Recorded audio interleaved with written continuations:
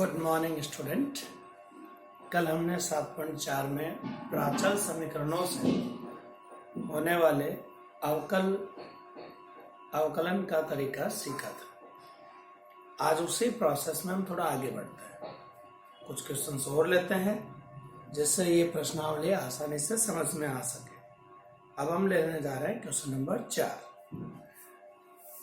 Exercise 7.4 question number 4। इसका अपन लेते हैं फर्स्ट पार्ट। x की वैल्यू जो है वो अपने को दे रखी है sine cube t upon root cos 2t, ये अपने को दिया हुआ है। तो अपन क्या करेंगे, t के सापेक्ष विद रेस्पेक्ट टू t इसका अवकलन करेंगे।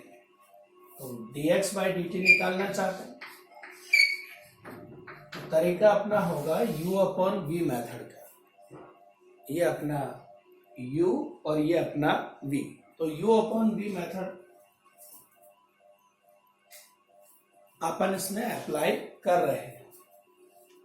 तो सबसे पहले v का स्क्वायर यानी रूट कॉस 2t का होल स्क्वायर, ये अपन ने नीचे ले लिया। अब इसी को स्थिर कर दिया है cos 2t और अवकलन किया sin क्यूब t का, तो हमने लिखा 3 sin स्क्वायर t, फिर sin t का किया cos t, पहले पावर का फिर sin का, और t का हुआ 1 क्योंकि विद रेस्पेक्ट टू t कर रहे हैं। फिर माइनस का साइन यूज किया, sin क्यूब t स्थिर रखा और रूट का किया तो 1 अपॉन 2 रूट, 1 अपॉन 2 रूट का होता है। और फिर अपन रूट के अंदर जो राशि cos 2t है उसका करें तो -2 sin 2t, ये उसका अवकलन है। तो अपन देख रहे हैं यहाँ 2 से 2 कट जाएगा। अब ये एलसीएम ले लघुत्तम, तो रूट cos 2t इस रूट cos 2t से इंटू होगा और उसके बाद में ये आ जाएगा नीचे। तो यहाँ पावर 2 के बजाय कितनी पावर हो जाएगी, 3 sin square t cos t और cos 2t, माइनस से माइनस इंटू हुआ plus sin cube t sin 2t और अपॉन में root cos 2t whole cube. 2 power पहले थी, एक लघुत्तम वाली और आ गई, तो ये पावर हो गई अपनी कितनी, 3।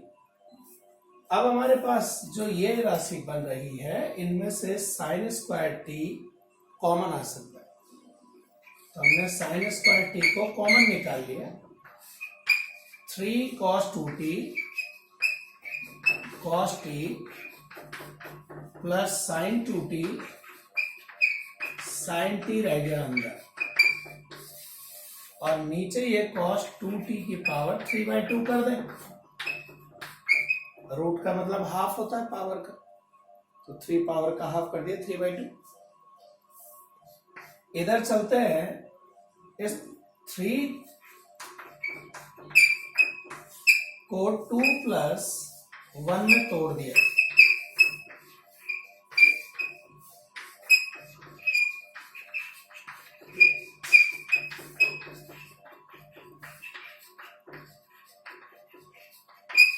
और अपॉन में जो चल रहा है वो चलने दिया।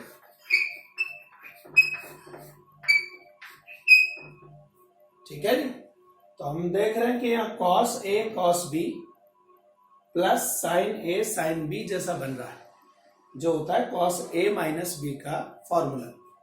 तो हमने यहाँ बना दिया sin स्क्वायर t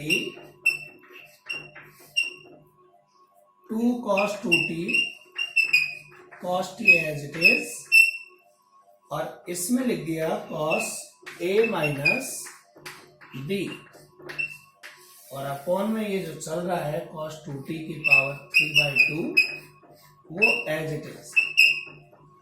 अब देखिए cos 2t में से t जाएगा तो cos t बचेगा, और यहां भी क्या है cos t, तो दोनों जगह से मैं cos t को कॉमन निकाल लेता हूं।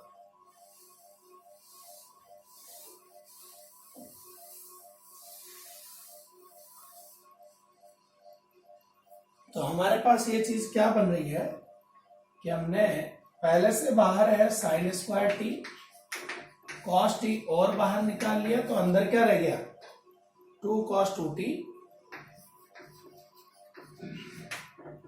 और +1, और नीचे चल रहा है cos 2t की पावर 3/2। ठीक ऐसे ही अब y का मान दे रखा है cos cube t upon root cos 2t। ये अपना y का मान दिया हुआ है, और जब अपन इसका भी इसी तरह से डिफरेंशिएशन करेंगे तो हमारे पास ठीक इसी प्रकार की राशि इसमें भी आएगी। कैसे? dy बाई डी टी ले, ये वही u अपॉन v डालेंगे,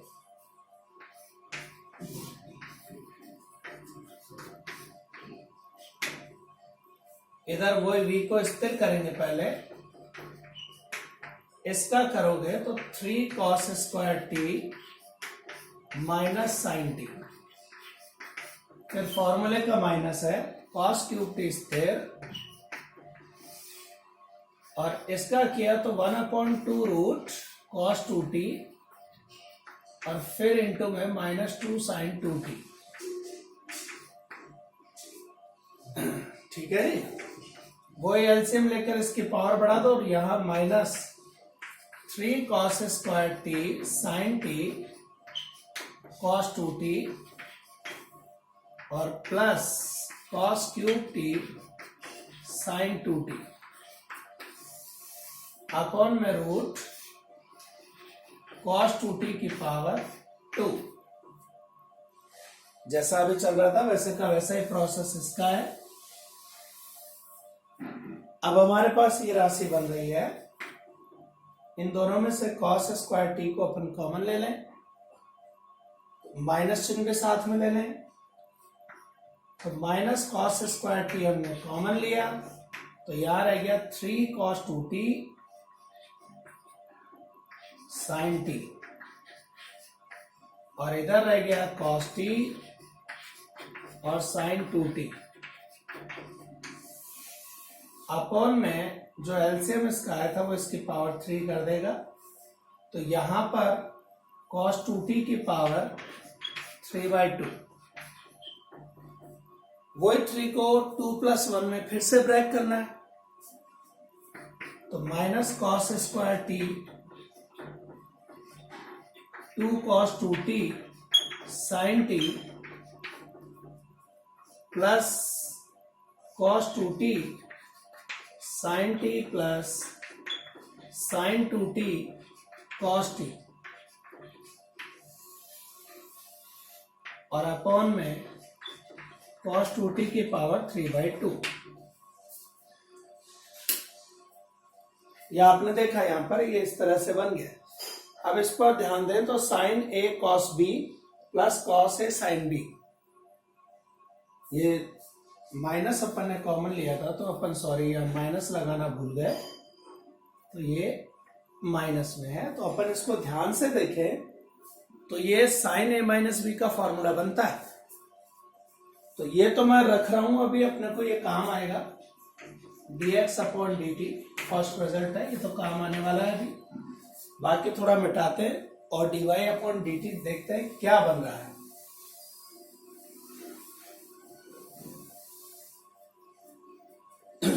तो अपन ने यहां देखा dy अपॉन dt की अब बात कर रहे हैं, इसमें से माइनस cos स्क्वायर टी बाहर चल रहा था, अंदर 2 cos 2t sine t as it is है, और इन दोनों में से माइनस रखूं बाहर तो साइन a माइनस बी का फॉर्मूला बनता है,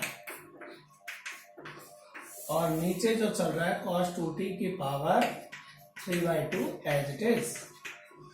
अब आप देख रहे हैं ये साइन टी बनेगा और ये भी साइन टी है, इसको भी बाहर निकाल लें तो minus cos square t sine t 2 cos 2t -1 upon cos 2t की पावर 3/2। ये सेकंड रिजल्ट हो गया।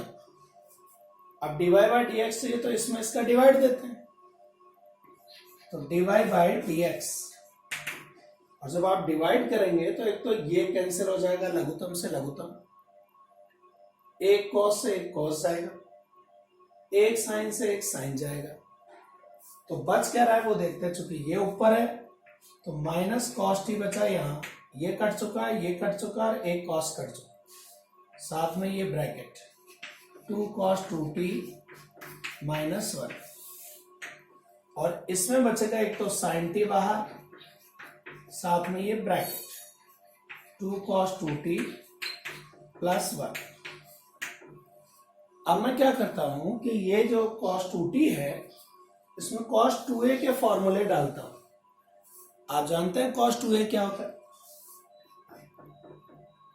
ये cos t as it is, इसको मैंने लिखा 2 × 2 cos स्क्वायर t -1 और नीचे साइन t चल रहा है तो उसको साइन में बदलना है मुझे। 2 × 1 - 2 sin स्क्वायर t +1। अब जरा ये सिंप्लीफाई कर ले अपन, ब्रैकेट क्या बनते हैं।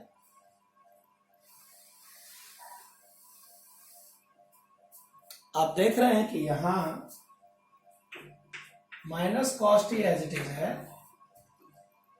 ये 4 cos स्क्वायर टी -2 - 1 यानी 3, और अपॉन में चले sine t as it is है, अंदर 2 + 1 3 -4 sin स्क्वायर टी। अब ये cos टी और साइन टी भी अंदर मल्टीप्लाई कर दीजिए, तो माइनस बाहर है 4 cos cube T -3 cos T, और अपॉन में नीचे आ रहा है 3 sin T -4 sin cube T. और आप जानते हैं क्या बनते हैं? ये है cos 3t का फॉर्मूला और ये है sin 3t का फॉर्मूला, और cos अपॉन साइन किस में बदलता है? cot, तो -cot 3t इसका इंटीग्रेशन हो गया। ये dy बाई dx निकालने का तरीका है। तो इस तरह से अपन इस क्वेश्चन को सॉल्व करते हैं। थोड़ा बड़ा है लेकिन डिफिकल्ट नहीं है। अब इससे अगला क्वेश्चन सॉल्व करने की कोशिश करें, 5वां, कि वो अपने को क्या बोलता है। क्वेश्चन नंबर 5,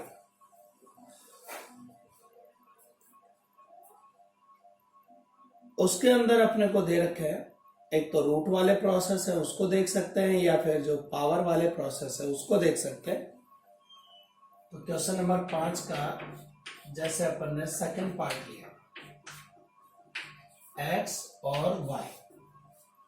x अपने को दे रखा है a cos क्यूब t, और y अपने को दे रखा है a sin क्यूब t। ये दो चीजें अपने को दे रखी हैं और अपने से आंसर मांगा है कि क्या आना चाहिए। Let's see. तो इसका differentiation with respect to t, अवकलन कर रहे हैं दोनों का ही। इसका किया, a तो कांस्टेंट है, cos क्यूब का करेंगे तो 3 cos square t into cos t का किया तो माइनस साइन t, और इधर dy बाई डी टी किया तो वही 3 into a sine square t और cos t। अब dy बाई डी एक्स चाहिए तो अपन क्या करते हैं, dy बाई डी टी में dy by D x by D T का डिवाइड करते हैं। ये तरीका अपना, तो आइए यहां भी अपना लेते हैं। 3a sine square t cos t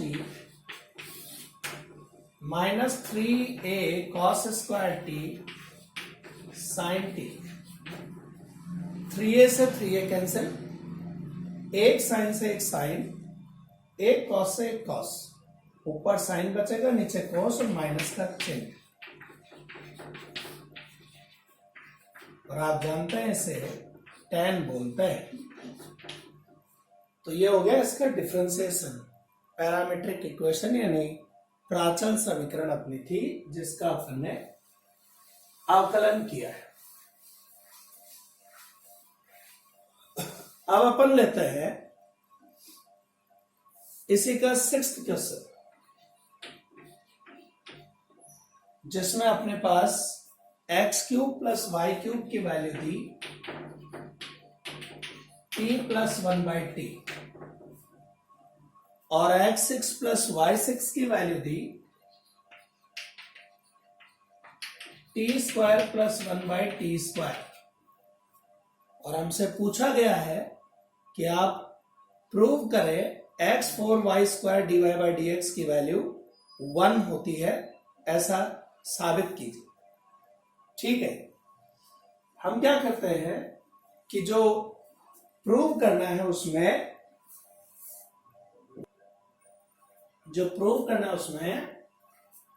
ये जो राशि है t माइनस 1/t, इसका एक बार होल स्क्वायर करके देखते हैं। तो a² plus b² minus 2ab ये बनेगा। अपने पास t माइनस 1/t की वैल्यू है ये x³ प्लस y³, तो t² प्लस 1/t² की वैल्यू है ये।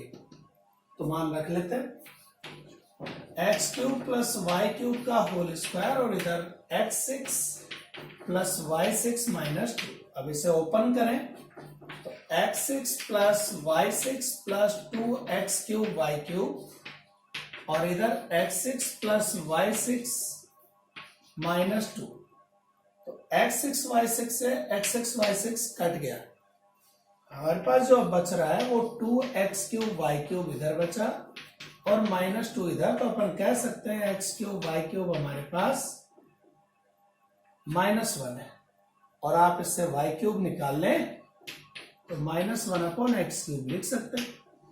और अब अपन चाहते हैं कि इसका डिफरेंशिएशन किया जाए, यानी x4y² के स्ट्रक्चर में इसका आंसर दिया जाए तो दे देते हैं।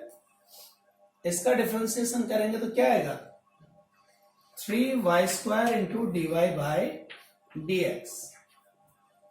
और इसका डिफरेंशिएशन करें तो क्या आएगा x की पावर 3 ऊपर लेके जाएंगे -3 बनेगा, उस -3 को आगे लाएंगे तो यहाँ +3 हो जाएगा। और फिर एक पावर कम करेंगे x की घात -4, उसको नीचे लाएंगे तो +4। अब 3 से तो 3 कैंसिल हो गया और x4 का इधर इंटू कर दें तो जो प्रूव करवाया था वो आ गया x4y² dy/dx की वैल्यू 1। ये थी अपनी क्वेश्चन नंबर 6 वाली प्रॉब्लम। तो इसका होल स्क्वायर कर दे और सॉल्व कर ले, आपका काम आसानी से सरल हो जाएगा। तो ये तरीके थे अपने प्राचल समीकरण यानी पैरामीट्रिक इक्वेशन वाले। अब हम चाहते हैं जो अगला तरीका सीखने जा रहे हैं वो लघु गुणकीय अवकलन का, यानी जिसमें लॉग मौजूद हो। जैसे y के ऊपर x पावर आ जाती है तो लॉग मेथड सबसे बेस्ट होता है, यानी फलन की पावर फलन आ जाए, फंक्शन की पावर में भी फंक्शन हो तो हम उसे लॉग मेथड से सॉल्व करते हैं, ज्यादा आसानी से हल होता है। एक्सरसाइज अब अपन पढ़ने जा रहे हैं 7.5।